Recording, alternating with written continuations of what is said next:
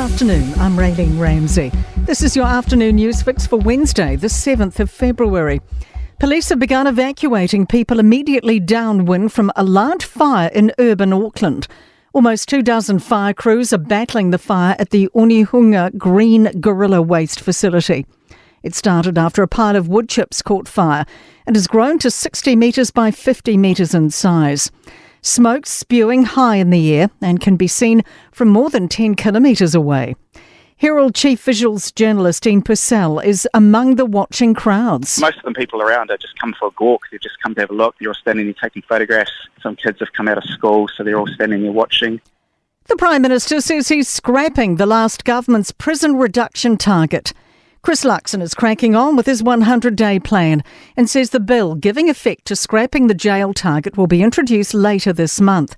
Labour had promised to reduce the prison population by 30%, but the then National Opposition argued it was leading to more criminals avoiding jail, therefore aggravating levels of crime. The government's also scrapping the controversial Section 27 reports, a legal option letting some offenders get a discounted sentence based on their background.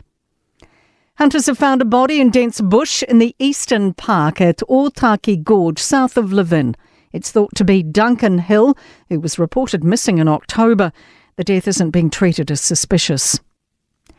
A Supreme Court's decision could open up a new front for climate change litigation. Activist Mike Smith's case against 7 major polluters is being allowed to proceed to a High Court trial. All had applied to strike out Smith's claim of public nuisance and negligence in contributing to climate change. They include Fonterra, Genesis and Z Energy.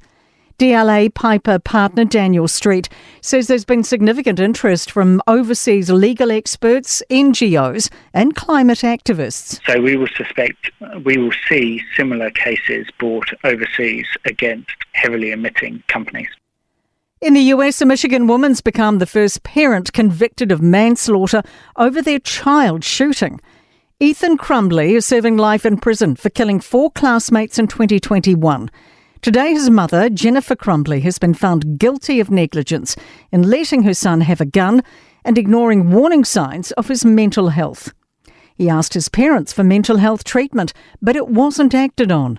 CBS legal analyst Jessica Levinson says his mother's arguments didn't convince the jury. She knew of her son's mental health issues. And I think what weighed in the jury's mind is that when she was on the stand, she said, I would not have done anything differently.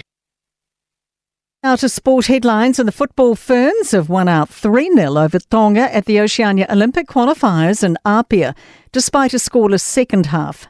Grace Jale scored a double and Ellie Green converted from the penalty spot. Major League Cricket has landed the most prominent signing of its short history, with Ricky Ponting joining the Washington Freedom as coach.